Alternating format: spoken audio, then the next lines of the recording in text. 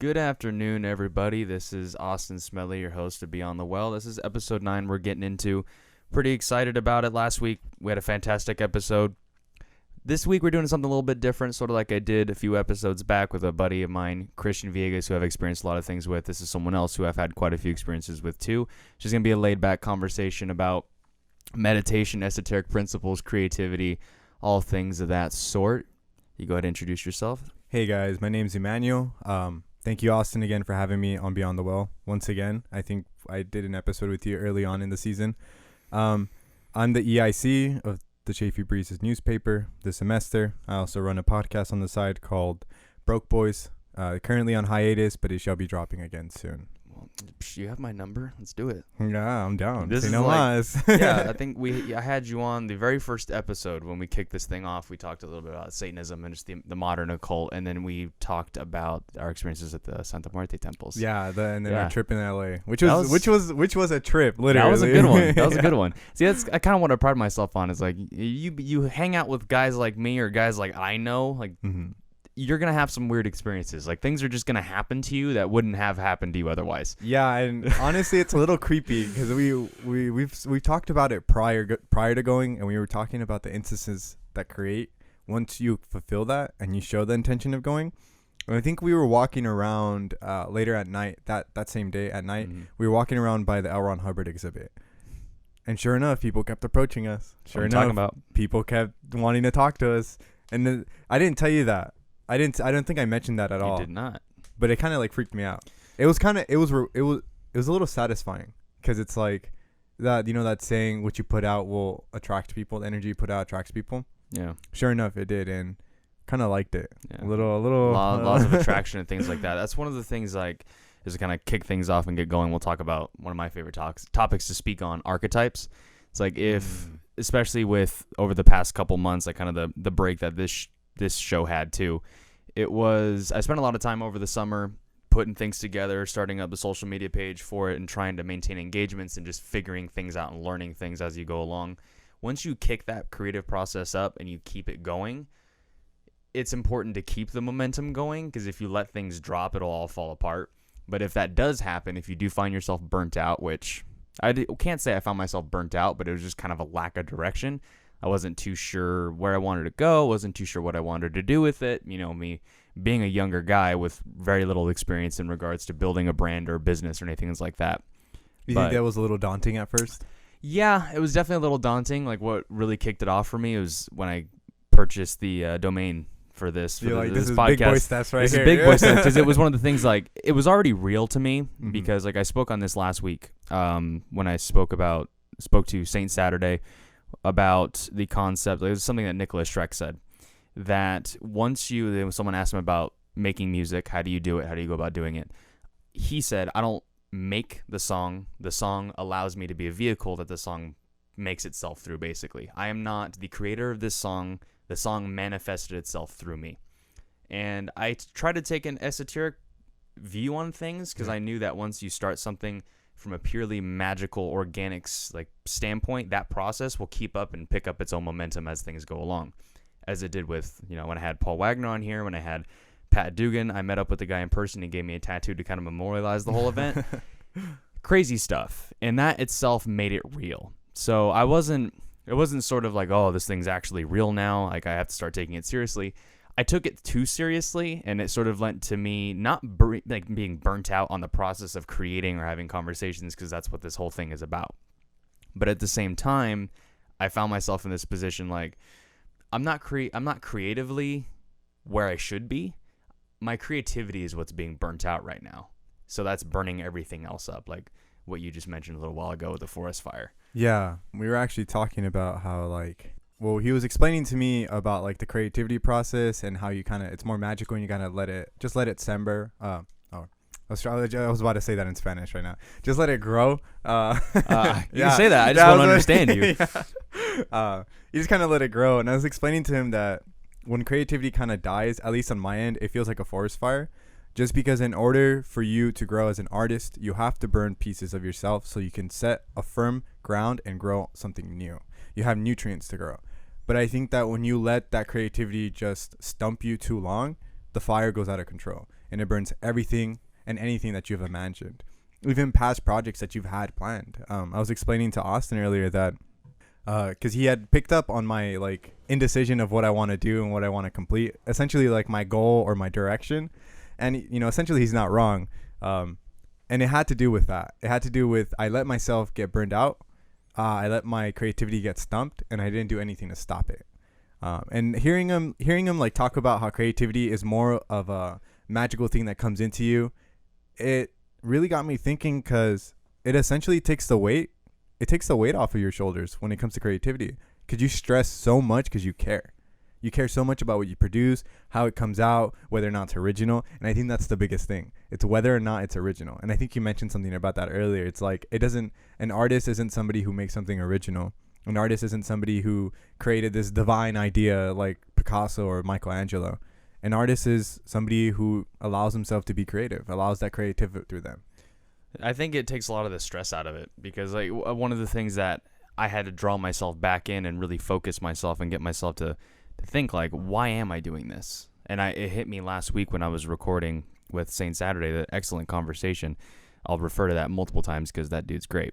But A1. When it comes down to it, one of the things that he said was like, and it's a basic thing. It's one of those things like, if anybody who's creative knows this, anybody who's pursuing, if you're a photographer, a filmmaker, musician, whatever, you understand that you were doing this. Why? Because it's your passion, because you love doing it, because doing this is your way of connecting with the world around you. It's a way of connecting with yourself, being a better you. The reasons are endless. Baseline, you're doing it because you like it. And I had to sort of draw myself back. What am I doing this for? Because I came up with so many ideas, and if you let your creativity overrun you, it's your creativity. You own it. Without you, it wouldn't exist. You have to claim ownership over it, or else it'll run you into the ground. There's a reason why a lot of artists and a lot of painters or songwriters, musicians, drug addicts, alcoholics.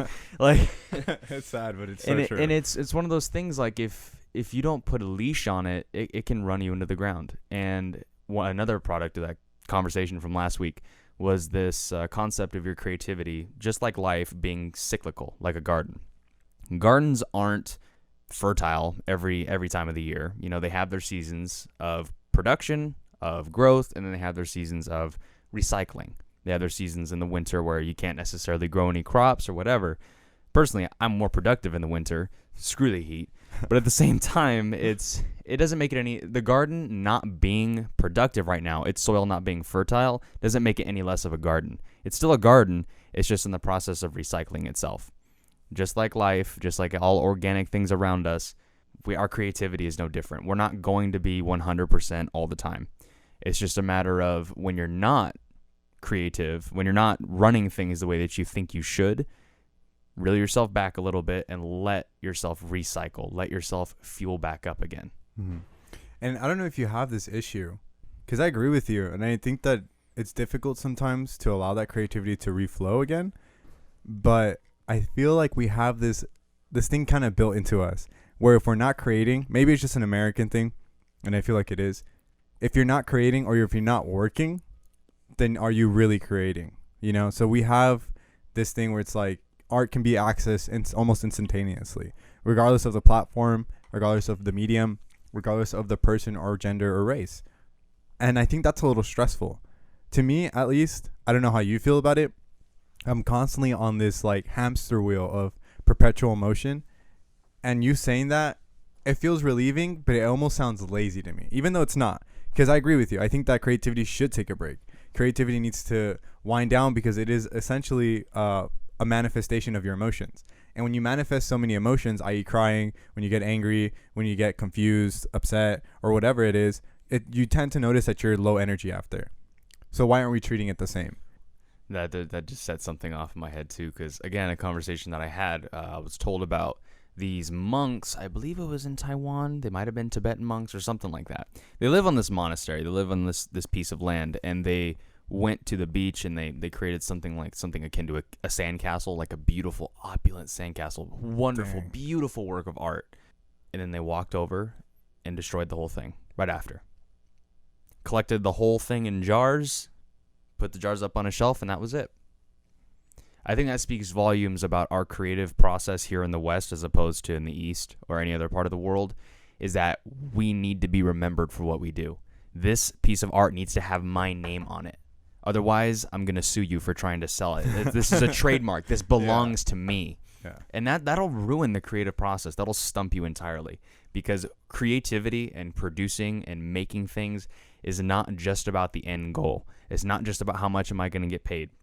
It's not just about, oh, am I going to be even hotter to that girl in the class because I made this cool thing? Like, everybody, look at me. Cool. Hey, I'm nice. I do things. I'm creative. I'm an artist. Stop trying to be seen or perceived as an artist and be an artist. Create things. Paint something. Have a conversation with someone. Art comes in all different forms. You have people who do things like sculpture. You have people who make bottles for a living. Who am I to say what is art and what isn't art? Just do it. It doesn't matter what it is. If you get burnt out, let yourself have this season of recycling and rekindling that flame. However, don't be so hard on yourself. That's another thing that, again, I think it's a Western value is you need to be remembered for your work. You need to get paid. You need to get paid. If you're not getting paid, it's like a complete waste of your time. And then you have people who are making beautiful works of art and then being like, take Just the whole thing knocking down, it over, destroy it. Do you have a process of like dewinding or like reimbursing your creativity? When it comes to creativity, for someone like myself, I'm a very visual person. And I can think in terms like I have a movie going on in my head all the time. I just wish I could draw, maybe or paint, maybe be a little bit better. I was actually talking about that to someone, and that's funny. If I had to pinpoint one statement I say more than anything with this, it's probably I once had a conversation, or I once said, but it was I had a talk with someone, and that's where I brought that up. This person they were an excellent artist. They knew how to draw, they knew how to paint, and just all visual forms of art that, to be quite frank, I'm garbage at. And this is my art form, speaking, when my esoteric viewpoints on things like writing, those are my art forms. But I have this visual way of, I can sit here and I can close my eyes and I can think and I can visualize a painting. But when it comes to actually writing it out or painting it, okay, yeah. Give a monkey with a chainsaw the paintbrush and he'll do a way better job than I ever will. Man. It's almost a gift and a curse, because I have to take this image and put it into words, and I have the ability to do that. But at the same time, it'd be fantastic to just be able to paint it. Just paint the damn picture. Paint it. Draw out the picture instead of sitting here like, okay, well, let me describe what's actually going on with words. It's a challenge all in itself. But back to your original question. But that's kind of the process that I follow. But when it comes to rekindling that flame and trying to get it built back up again, funny enough, I think running, physical activity. When I'm doing something like a training jiu-jitsu or going on a run or anything like that, especially when I'm running, because I had a point in time where I was trying to set goals with running and trying to constantly beat myself and, things that are good. It's the competitive nature. But at the same time, I also realized that if I don't run and if I don't enjoy it, again, kind of the same creative principle. If you're not enjoying it, why are you doing it? So I broke down my runs and I said, you know what? I'm not going to time myself. I want to keep track of the distance and stuff, just to, oh, cool, this many miles this month or whatever. But I want this time to be regenerative.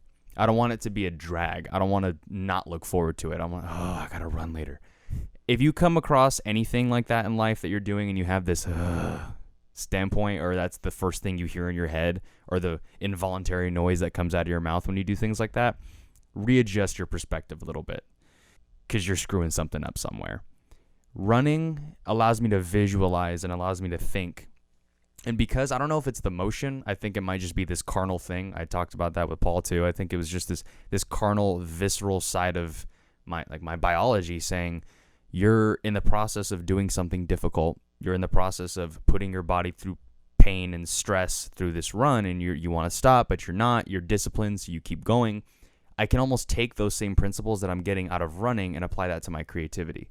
So it allows me to regenerate, regain that discipline back, served a reminder of why I'm doing the things that I'm doing and why I'm good at the things that I'm doing.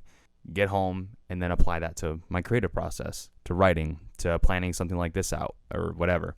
You just, that time, whatever activity it is, whatever it is that you need to do it. Because if you don't, your work is going to suffer. The same way a lot of mine has in the past. And I agree with you on that. I like the fact that your creative regenerative process is different from mine. I mean, obviously a given, but for me, it's actually a little bit less. Not saying that it's stress on you, but like you're disciplining yourself, and sometimes people view hard discipline, as a form of stress because it causes stress. Personally, if I were to have a creative stump, I would walk around at night around my neighborhood, just because it's super quiet, no headphones, nothing, and I just walk and think to myself. The reason I do that is because to me, walking around at night, the way I see the nighttime, walking around, no people, silent as fuck, is that it's a physical representation of my mind.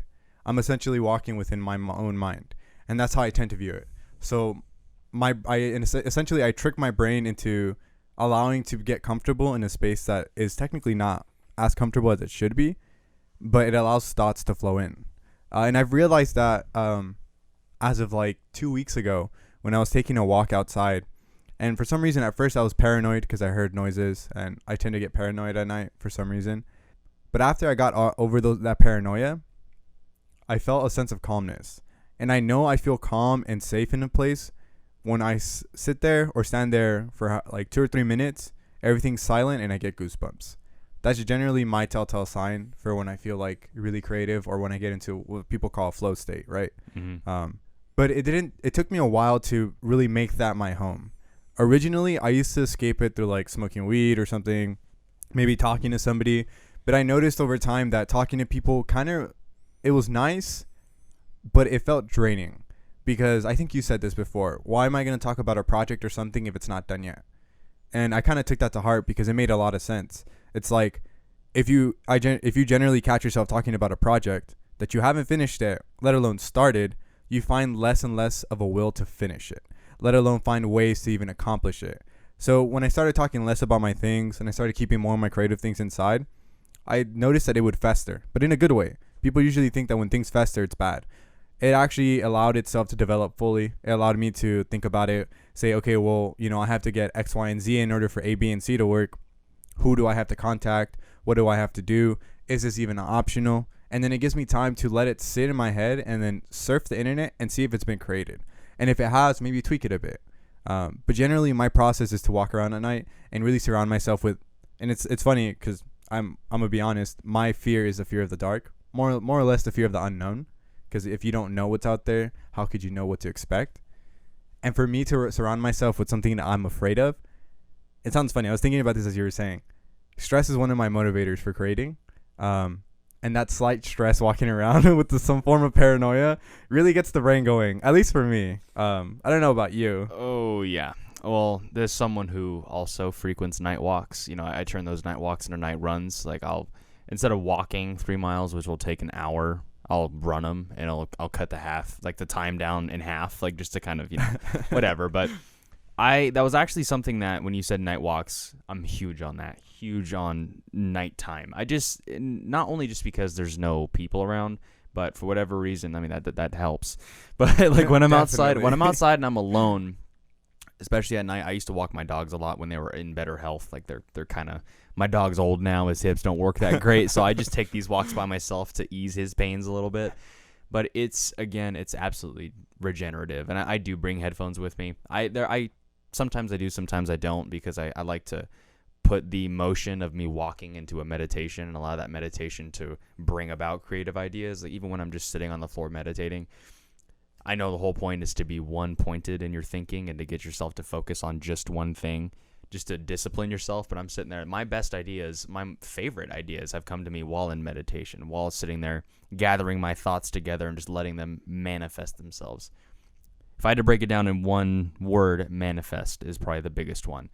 When it comes to anything creative, when it comes to you just wanting to get something done with your life, or even just waiting for the creative process to regenerate in you, you just have to let it manifest itself. You can't be trying to force it. You can't be trying to shove it down your own throat.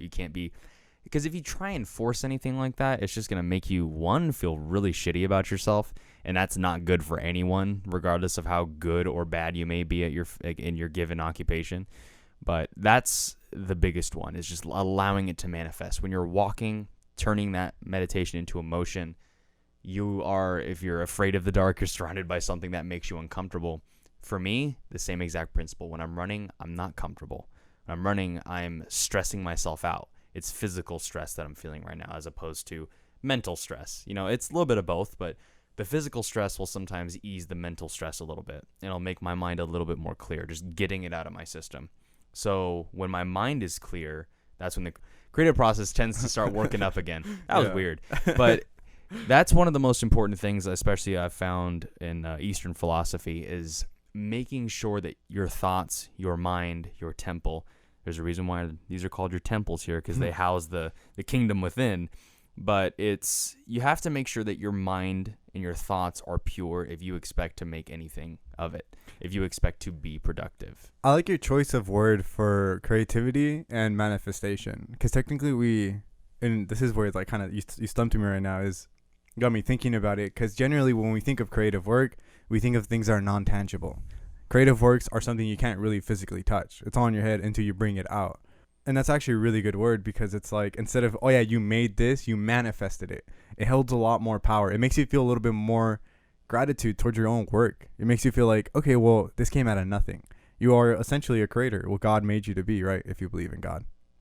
Well, I would absolutely agree with that. And I think, again, I keep drawing myself back to this statement that Nicholas Schreck made about sound, because it was one of the most, among the many things that he has said in his past, one of the most profound things I've ever heard him say. And having the privilege to meet him over the summer, about actually a month ago, as of like 2 days ago, I went and met him the 50th anniversary of the Tate LaBianca murders. They had an art show about the whole event. Like, they had stuff from Spawn Ranch and everything. And a lot of Charlie's friends, Nicholas Schreck being one of them, who wrote a book and was very publicized with the whole thing. He was also involved with the Church of Satan, and he married Anton LaVey's daughter, and he has a very, very great spiritual lineage behind him, despite me not agreeing with everything the guy has done.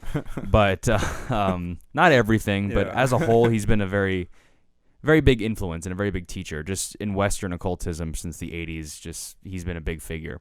Meeting him in person, it was one of those people that I met, and it was just an instant, this is a very powerful person that's standing in front of me. Not powerful in that, if we were to fight, this guy would kill me, because I've met those two, and a lot of times they don't look like that. Like, go do some rolling at your local Gracie Barra gym, and you'll find out pretty quick who's terrifying and who isn't. The guy with the glasses, stay away from him. You'll find nerds everywhere. But it was one of the people, when I met Nicholas and I shook his hand and I got to speak with him briefly, and I got a picture with him. Didn't turn out very great, because I was under a lot of stress at the time. But it was just one of those moments where I had to step outside after I had this brief interaction with him. And I stepped outside, and I was just, that was insane. That was wild. Like, one of the people that I've looked up to in terms of, being like spirituality and a lot of the teachings that he's done. He's like one of the first ones I ever came across, and I've been reading his stuff for a very long time. So it was just I can't believe that just happened. Almost a little fanboyish, but at the same time, he made a post on Instagram that that's what I was trying to bring up for a second, but he wrote himself about the experience. Like, it was hard to believe that it's been almost a month now.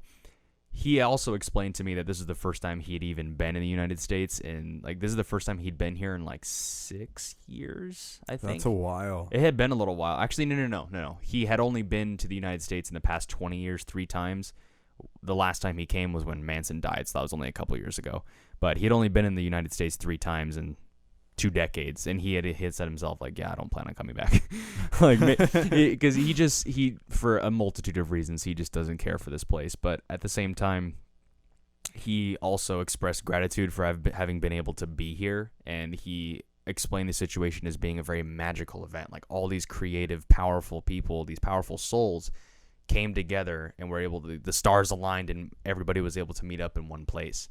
I think it's a wonderful way of viewing the world, and I can take that own perspective and say, when I met him, that was two powerful souls coming together and really just making that connection, and I'll stick with me for the rest of my life. Being able to, like, the stars aligned, and someone who lives in Germany, who never comes out here, I was able to put a face to in person. And that alone, you want to talk about creative regeneration? That was enough. Like That after I met him, creativeness a stiffy, huh? let me tell you, after I met him, there's something about Los Oh. Angeles too, and being a visual person is seeing the skylines and all the history related with the place, sort of like New York. Like I take a very special, like that New York trip is one of the most significant 10 days periods of my life that I've would ever agree. had. Yeah. Why would you agree before I get into it a little bit? Because just talking about creativity and control and all this stuff, a lot of this stuff started there too. For me, the reason it's the most memorable, aside from that, it felt like, and it sounds cheesy, it felt like that, like those 10 days, I felt like Hercules, those trials, right? I felt like I was going through a trial. I was going through my own battles within my own head.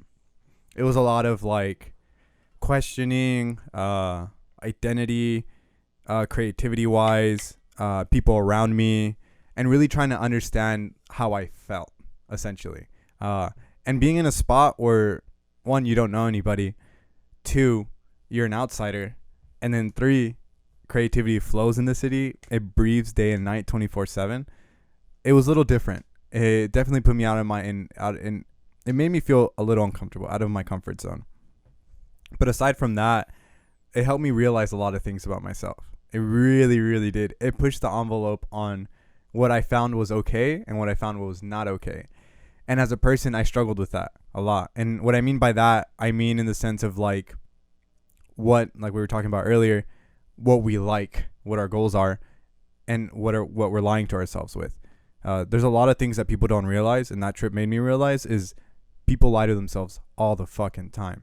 It doesn't matter what it is. It doesn't matter who it is. It doesn't matter the subject or even job that it is. You're going to lie to yourself because it makes you feel good. And it's not because like lying to yourself is the point of making you feel good. It's because of that thing that you have makes you feel good. And that trip made me realize that. It made me realize that with friends, relationships, creativity, food, and even goals. You know, my personal goals were shooken up in New York. Being in a spot surrounded by people who produced, nothing but produced work, like the convention, the journalism convention where you met various people. I met this one guy who ran a sports podcast for 2 years now. He posted recently on Facebook he survived a diagnosis that should have killed him 3 years ago. And that really made me realize like how lucky I am. How lucky I am to have, you know, this platform. How lucky I was to even go to New York in the first place. And it wasn't until the 10th day, the final day when we were heading out, when on the way back, the driver called me a journalist. That I had nobody ever in my life has ever called me that. And it wasn't in a way where I set it up and I was like, oh, you know, I'm going to make this guy call me a journalist because I'm a journalist. I was there, I remember. You know, I was simply having a conversation with this guy. We were talking about motherfucking horses, bro. Out of the most mundane things, you know, right? You know, we're talking about horses in the Bronx. Not just anywhere, in the Bronx, In the bro. Bronx. I mean, no. Wrong, that's wrong. Brooklyn. Brooklyn. Horses Yeah. in Brooklyn, that's where we were. And that threw me off, and I was genuinely curious. And I feel that for somebody else to reciprocate and receive my energy and say, oh, this person is X, Y, and Z. He gives off the vibe of that thing. And usually when you talk about vibe, it's like vibrations or whatever. Questions and stuff like that. That's why he brought that up. Yeah, and you brought it up. And, you know, when he told me that kind of solidified what I was looking for. The answers I felt that I had in front of me, but I didn't really pay attention. It almost felt like it felt like a sign that somebody was reaffirming me what I wanted to do and what I was interested in, because I've been like kind of pushing it to the side.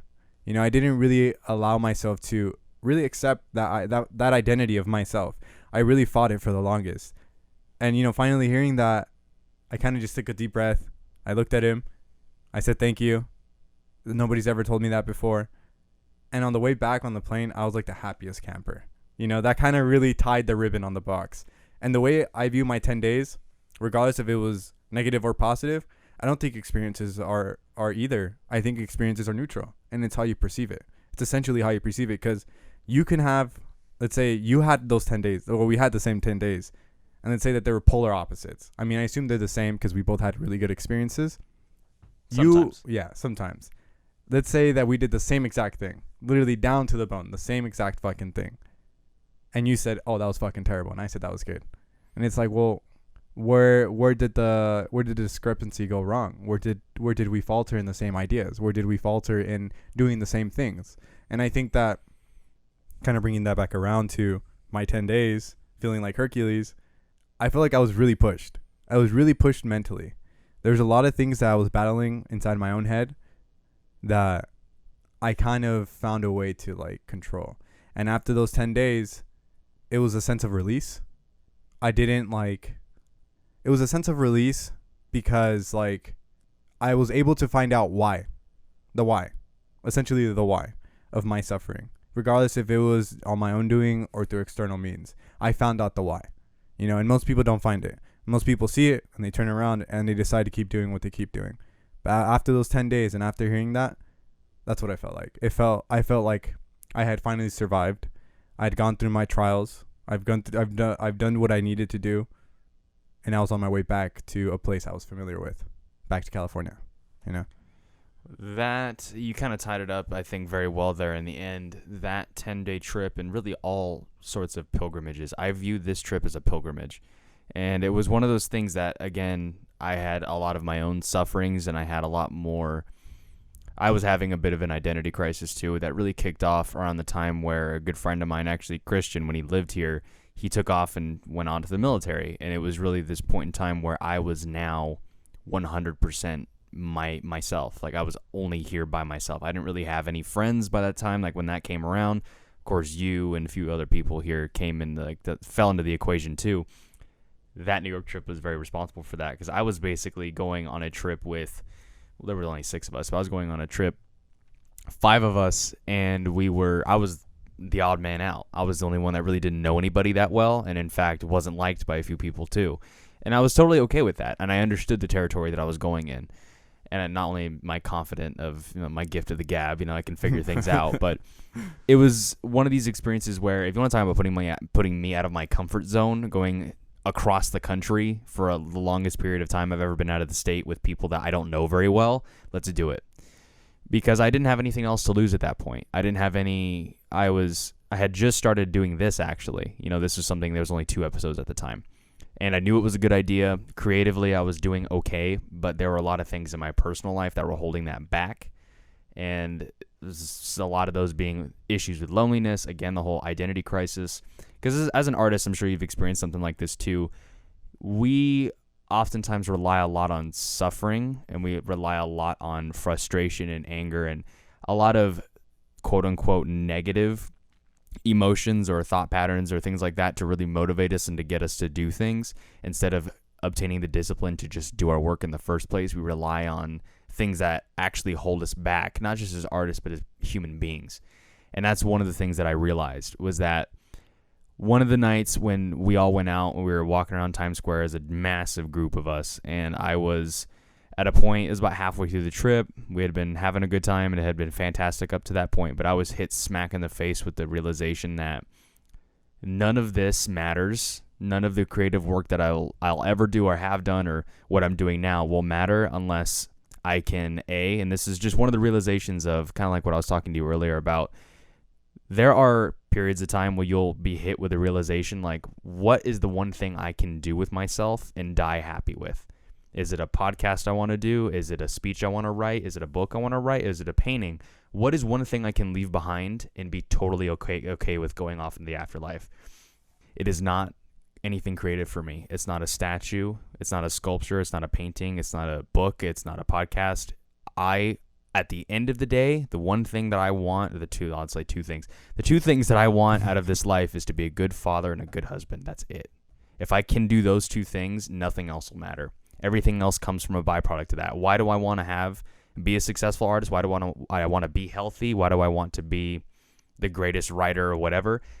I can break down that thought as much as possible, but at the end of the day, I want to be all those things, and I want to be as good as possible because I want to be a good husband and I want to be a good father. That's it. And that was one of those things that I realized there, and it took a little bit more processing for me to really get the wraps on it. But once I got hit with this overwhelming sense of wanting to run, I was jittery. What do you mean, like run? Like run away? Run away. I got hit with a fight or flight instinct when we were at a nightclub. Damn. Oh, the time we all went in, you walked out. That was when I left, and it was the most illuminating. I'll say illuminating. I'll explain that in a second. But it was the most illuminating experiences, the most illuminating night of my entire life. It was one of those things where I was there.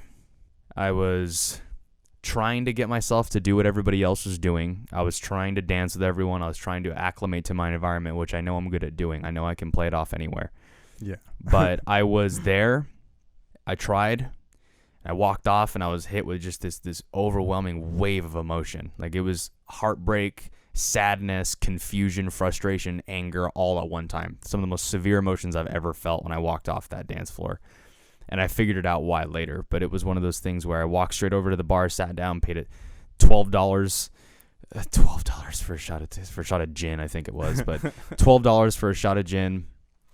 Tossed it down the hatch, and I walked. That was when I walked over to you and everybody else. I said, I'll see you later, because I couldn't stay there. And I walked downstairs, turned the corner, and was staring at the majesty of Times Square around me. And I said, I just looked to my left and started walking. And what better place than to do it in New York, right? Yeah, in New York. And it was one of those things where it was an entirely new environment. We're in Gotham City, and it was just me walking around. Staring. Sorry, it's so it true, was. It was just looking at the opulence of the buildings around me, and just the history, and just being enveloped in an atmosphere that I have never been in, and likely will never experience the same way ever again. It was like being in an entirely different universe. It felt almost like a dream. Those 10 days were long enough to solidify our thoughts and what we did, and to reaffirm us that we actually went. But it all feels very hazy. Yeah. Like, there are music compilations, like just jazz, like Manhattan jazz or whatever, just simple little things that'll remind me of that point in time, where I'll listen and I'll look at the visuals, because oftentimes there's a painting like accompanying it. You know what I'm talking about? Yeah. And I'll just sit there and stare at that painting, and I'm hit with this overwhelming wave of emotion. Just those 10 days were so pivotal and so vital, and especially if I look at my life now as opposed to back then, I'm well on my way to achieving the dream that I've always wanted. Always wanted. That's the one thing that no matter what I do with myself, no matter what creative outlet I have, no matter how good I am at it, it means absolutely nothing to me if I can't meet those two requirements. So my question to you, what part of you died in New York, and what part of you stayed alive and what part of you survived and came back? What I was hit with, and what I realized more than anything, was that I was not motivated the same way. I was not being pushed. I was not living by the same principles that used to come so naturally to me before. Those being anger, those being frustration, those things being sadness, being a deep wallowing depression that's been following me around and hanging over my head like a cloud that just won't get the fuck away from me. Those things have been hanging over my head for a very long time, and that realization is what caused me to start reevaluating those things. Because I felt like I wasn't myself. Like, I like what you were saying. You were being conflicted with all these different things. And if you're conflicted in all these different ways, you're going to lose yourself in the mess if you don't know who you are. And that's, what do I really want? What am I really striving for? What do I really want to do with myself? Why am I here? What's my why? Like, why am I doing everything that I'm doing? For me, it comes down to those two things. And those two things I will not achieve, and I will not become, if I'm still motivated by things like anger, if I'm still motivated by frustration, just, again, depression, allowing anxiety, allowing mental illness to run my life and to dictate who I am and where I go and what I do and why I do the things that I do. Not a good way to go about living. Mm-hmm. That was the part of me that died. I wouldn't say anything died. I think it's a continual process of me coming into being. The Egyptians said it the best with Kefir. I think that's a beautiful concept, and it's something that I find myself relying a lot on, and coming back to, is we don't become better. There's you'll get lost in this. One day I want to be this. One day I want to be that. In order to become that thing, you got to start. If you want to be Joe Rogan, you got to do the things Joe Rogan does. If you want to be DMT, okay. Yeah. Smoke a lot of weed. Yeah. Get super high. But like I was saying, I'm not talking about him. Yeah. But if you want to, if anybody who has a podcast is like, okay, obviously the Joe Rogan Experience is a big one. If I want to have a podcast like the Joe Rogan Experience, I have to discipline myself the way Joe Rogan does. I have to be surrounded by a team that I trust implicitly. I have to do the things that successful people do in order to be a successful person myself.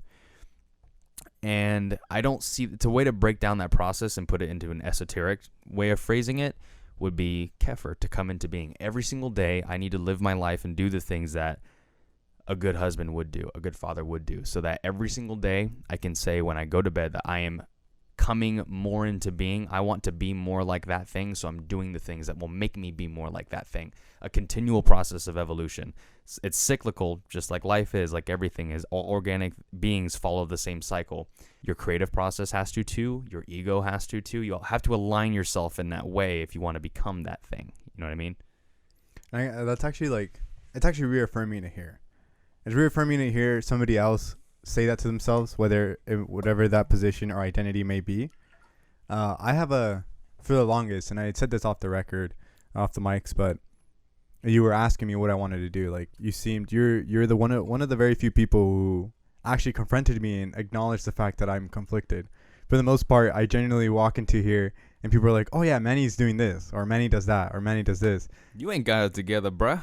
Yeah, I don't. And it's like, yo, I may be a year. I'm 22. However old those people may be, I might be older, younger than them, but I don't have my things together. And it's funny because what I tell myself is, if I'm going to be who I am or the identity that I see myself as, I'm going to be the person who is responsible. What I think of myself is as I'm an artist. I like to think I'm an artist. The way I talk to people is the way I talk as if I was presenting myself as an artist. When I wake up and when I go to sleep, when I think about projects, when I look at something, I don't look at it at a typical way. Oh, wow, that's cool. To me, I internalize it a little bit more and I tap into my emotions. I tap into that well that most people tend to put aside and leave it reserved, you know? And hearing you talk about it, it's reaffirming. And it's nice because I'm glad I'm not the only one who's aiming to be a father too. That's one of my things too, is I want to be a father as well. And most people look at me weird. So it's, thank you for saying this publicly, but it's like, and I feel like we could agree on this. It's like coming from a household personally where my father wasn't as present as I would like him to be. And, you know, in doing so, my field, what I like, what I find enjoyable has changed and varied because of that. I want to eliminate that. You know, I saw somebody post on Twitter or something like that. They said, change the cycle in which your family grows children by starting with yourself. So yeah, you may not have kids now, you may have kids in the future, but you're going to remember how you grew up. And that's most important, because how you grew up is not how your children are going to grow up. It's how your children, when you have kids, they'll grow up the way you want them to grow up. You're going to fix everything that you couldn't do, or the things that they couldn't do for you when you were a kid. Right? So small things would be like being there more, being involved in what they want to do, pushing them on the things that they want to do. And, you know, all those things stem from the person themselves. And I assume that you have a similar take on it, right? And how does someone go about becoming, if you want to be a good father, you want to be a good parent, parents do things like be there for their children. They do things like comfort them when they need to, support them where they need to. If you want to practice, be those things to the people around you. Be those things to the friends that you have. Be those things to your partner. Be those things to your family. That's pretty good practice, and it's a pretty good way about going about living those things. But most importantly, be those things to yourself, because you need to cultivate that same environment. If you treat yourself horribly and you try and treat the ones around you with reverence and with kind and compassion, you want to be that person to them, but you're not that person to yourself, you're going to come across as fake, and you'll likely get called out on it. You know, it's going to be very clear, and that might be its own mental health issue and everything. But at the same time, yeah, this kind of circles back around, like you said. At the end of the day, you see yourself as an artist. At the end is like kind of how I open this up and just completely transition topics, but with archetypes. Yeah. Being an artist is an archetype. What do artists do? If you want to be an artist, do the things artists do. And if you lose inspiration, draw yourself back to that place where, okay, I want to be an artist. I need a reminder. What do artists do? And then plan things out accordingly. For me, aside from being a dad, I want to be, not yet, yeah. But my supreme goal, the Atman or Brahman that I'm chasing after, is like what I really am, what inspires me in the life that I want to live and how I want to be perceived, and more importantly, how do I want to perceive myself. I want to be the philosopher, the wandering philosopher, the person that can sit at the back of the room and analyze and watch and can watch and be very acutely aware of the people around them and how they interact with each other and the way that they say things and pick up on the things that they do. But at the same time, I need to be able to take that same awareness and apply it to myself. I need to be able to be calm when I need to be. I need to be able to take an esoteric perspective on things, to be realistic. but I also like the idea of being the guy on the outside, being the guy in the back, observing, the silent observer, who at the drop of a hat can raise his voice and everyone listens. Yeah. It's one of those things where if you put yourself in that position, you can, I wouldn't say get power over people because that's not my aim or my goal, but it's a wonderful way to refocus yourself if you're losing your way, if you're losing your path. Just what do you want to be? Who do you want to be remembered as? What do you want to be remembered for doing? It's a wonderful way to get yourself back on track. And I feel like we tend not to think about that at all, how we want to be remembered. Or sometimes we get lost in it. We say we want to. But our actions prove differently, just like many others. Because you could be like, oh, well, what are you doing? Oh, just at home smoking. Everyone loves people. It's sort of the same thing. Like, there are a lot of things people say that they value, but they don't really do them. Mm-hmm. Yeah, everybody's a people person. Everyone loves people. But do your actions show it? Yeah. No, they don't. Yeah. Do you donate? You're not just money, but your time. Do you help those out in need? Are you the first one there to help someone for moving day or whatever? Because that comes down to those little actions. Those little actions ultimately, like I read that it was a quote someone said, like, people don't choose to be who they are. They choose their habits, and their habits make them. So the things that you make a habit of doing are the things, that's who you wind up being. You can believe whatever you want, but if you aren't putting it into action, it's such a basic principle, but it's so hard to put into practice. It's one of those things that, again, take a philosophical perspective, detach yourself from the situation, and then act the way that you would wish for someone like yourself to act. Do the things that a philosopher would do there. Do the things that a humanitarian or that a misanthrope would do there. Detach yourself and your ego from the situation, and then do something about it, and then act. And that's a little difficult. Like, it's easier for you because, like, you practice it on a daily basis. I try. I mean, it clearly shows. It clearly shows. But it's like, coming from somebody who doesn't, and I mean, I feel like some people might share the similar experience. It becomes a little, like, daunting. It gets scary thinking about yourself in the third perspective, because you're like, wow, this is who I really am. Am I ready to face who I am? You know what I mean? It's kind of like, it's the mental barrier. It's the mental version of looking at yourself in the mirror while on acid, right? They say don't do it for people who I haven't done it. This is what I've heard, is that you don't look at yourself in the mirror while you're taking acid because you're looking into your soul. And that's a topical question because it's really up to the person whether or not they are ready to look into their soul. So let's take out acid out of the equation and let's leave it more mental, right? Are you ready to question who you are? And there's a thing that they teach us. It's okay to question hierarchy or authority, but we don't think about questioning ourselves, which is the highest authority. Because when it comes back to it, like you're saying, you have to prove that to yourself first. Have you proven it to yourself? And kind of bringing it a little bit back again to what you said about, like, if you're not applying that to yourself, are you really standing by what you say? And I tend to have a little issues with that. A little issue with that is that not you saying it or the statement itself, is me practicing it. Because I'm the type of person, there's different types of lovers, and platonic and romantic. I'm a little selfless. Yeah, a little selfless. Sorry, I had to think. I was like, is that right? And in the sense that ideally it sounds ideal, which is just an idea, but it doesn't really work because you're not really taking care of yourself. You put everybody's needs in front of you. Your health goes down, like you said. And ultimately you tend to forget. You forget who you are. You end up consuming and becoming the identity of the people around you. And that happened to me once before my ego death when I first took shrooms. I was a Frankenstein of personalities. I was a Frankenstein of the people around me. And people don't think about that. They're like, oh, well, I noticed that you act like X, Y, and Z. Oh, it's because I hang around them. All right, well, how much of them are you taking? And to think about that and to say that you're a Frankenstein of an identity and personalities that you've met, it's really scary. And it reaffirms that your identity and your existence doesn't matter. But if you're able to talk about it and fully express and dive into why you are this person, reasons being because you never had an environment where you could develop, like I was talking about earlier about parenting, being interested in what they are, that ultimately shapes what you become. That ultimately shapes what you're interested in. If you ask me, what is something interesting about me, right? The first thing that always comes to mind, I did music for 7 years, and on my trombone. 4 years of jazz, 7 years of classical, 4 years of marching, right? That's who I am. Music is my identity. But when the identity isn't reaffirmed, you're like, okay, well, I like this part about music. I like this part about gaming. I like this part about being a nerd, comic books. Oh, I like philosophy. I like political science.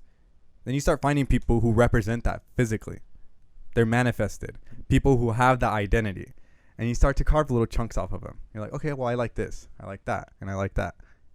But you never really digest it. You just kind of hold this bowl and you're like, hey, guys, look at me. This is Emmanuel. And there's a tag on it. And there's scoops of everybody that I've liked, right? And I think that's dangerous. I think that's really dangerous. Because you have to face the beast.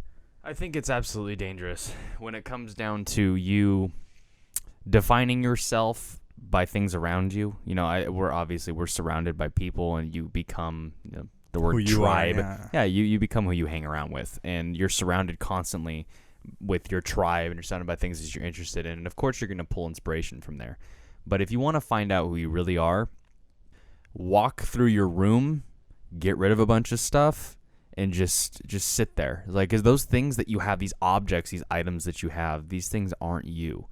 A lot of times, like, if you want to talk about something like music, I use music. I'm not a musician myself. You know, I have some talents with it, writing and a little bit of bass guitar. You're a and musician, stuff here and bro. there. A little bit. So I've got my own things going with that. But at the same time, I use music as a vessel for my own creativity. When I'm walking around listening to a song or an album or whatever, what have you, from any given number of bands, from a black metal band to a synth band in the 80s, wham. Like, it'll be that spectrum, and anything in between. I'm listening to it and I'm getting my own thing out of it. I'm experiencing something with it. I'm using this to create an image in my head, and that image in my head is what I really like. That's what I do with it. What do you do with the things that you're interested in? What do you do? What do they make you feel? What do you create with them? What do they inspire you? Do they motivate you? The things themselves are not you. What they cause you to do, that's a lot more important. I like or what that. influences or what impressions they leave on you, that's way more important than the things themselves. If someone were to ask me the same question, what do you like? What's one interesting thing about you? I would say my perspective. And my perspective is all I have control over. I don't have control over anything in my life. I don't have control over if I die tomorrow. I could get diagnosed with something in a year from now. I could die on the way out of here. The people around me can all die in a catastrophic fiery death, and I could be the only one left. I have so little control over any of those things, but one thing I do have control over is my perspective. And that's it. That's where it ends for me, my perspective. Anything else you want from me, you get to figure that out yourself. You can look at me, you can come up with your own opinion of me, whether it's positive or negative. That's entirely up to you. My perspective will remain the same, and hopefully it'll remain as interesting to me as it is to everybody else. But, you know, Trust me, your perspective is very interesting. appreciate it. Thank you. Yours as well. That's one of those Thank things, you. like just that kindred spirit thing. You know, you just understand some people, and you just click with some people. And that's one thing I've been able to use this platform for, because this podcast started out as a project. I wanted it to be a resource. I wanted it to be the thing that someone could go to that I wish I had. To hear words from people who don't have a platform most of the time, even though I've interviewed some people with pretty substantial followings, to a general audience, they're unknown. I want this to be a platform from people like me who were interested in religious, philosophical, and spiritual studies. They could come and use this as a platform, and they could branch themselves off and look at whatever they want, judging from the conversations. If it's not that, then what is it? It's the same thing I would ask myself if I was having a creative crisis. If this isn't that resource, if this isn't just all about the conversation and allowing myself to be a vessel for the conversation, allowing the conversation to manifest itself, I can leave my ego out of it. I can leave myself out of it. What's the product then and there? That's a wonderful perspective, the one that's been helping me the most in terms of just keeping that fire and that, again, that manifestation just to keep coming and to keep coming and to keep coming. Is divorce yourself from the situation, take your ego out, and approach it there. It's one of the things I like about Creative's Corner is just this little segment that we do. We can just lay things out on the table. You know, we spend a lot of time planning things out and trying to make sure things go our way. And if they don't, we seem to lose our way sometimes. Sometimes just getting together and just talking is the best form of therapy. It doesn't need to be in some shrink's office. You don't need to pay $400 for it. To do it for free and post it online. I won't. I'm cheap. But this is one of those things. Remember the garden. The garden. We have our seasons. Life has its seasons. Sometimes we're creative, sometimes we're not. Sometimes we have an idea that'll change our life, and sometimes we lose that in the midst of trying to create that idea. At the end of the day, you're still that garden. That creative process is still there. It doesn't change whether or not you're actually doing something with it. If you need to let it regenerate, let yourself regenerate. And that's what I think this conversation was for me, is just a regeneration. The same one with Christian. Every conversation is a bit of regeneration, but can't feel like work. Anyways, I appreciate you coming on, man. It was a wonderful time. I always have a good time speaking with you about these things. Again, I just think we get each other. It's nice. Yeah, it's nice because like we have some disagreements on how we get there, but ultimately we genuinely have some similar goals. And I love discourse. I'm the type of person that creates discourse. But anyways, thank you for having me. I always enjoy coming onto your podcast. Anybody listening, if you guys would like to catch me on Instagram, my IG name is NIRVARIZE, Need Faris. I also do photography, and like I said earlier, I do my own podcast. Be on the lookout for that, and more content coming up from Austin. He's doing a fabulous job. I appreciate it. Let's do Broke Boys, my dude. Come on, we've got ideas. We will. Catch this dude's photography. One last little tidbit. Photographers, absolutely appreciate you guys, because I can't do it, or I probably could. I just don't have the patience. Same thing with painters and all that. But anyways, you can catch Beyond the Well podcast. We're on the Breezes website. Going to be on YouTube here in a couple days, and we've got a website. Spotify, finally, actually just got the email from that they're reviewing it right now. So it's about time. Things are moving up. Keep on the update. There are more things coming. So Beyond the Well podcast on Instagram. You'll catch all the information there, because Twitter sucks. Hell yeah. Catch the wave or be left behind, guys. That's what I'm talking about right there. No philosophy. What is it? Like, no philosophy too widespread. No idea too obscure. The esoteric, that's just what we do here. So again, thank you, Emmanuel. I appreciate it. Thank you.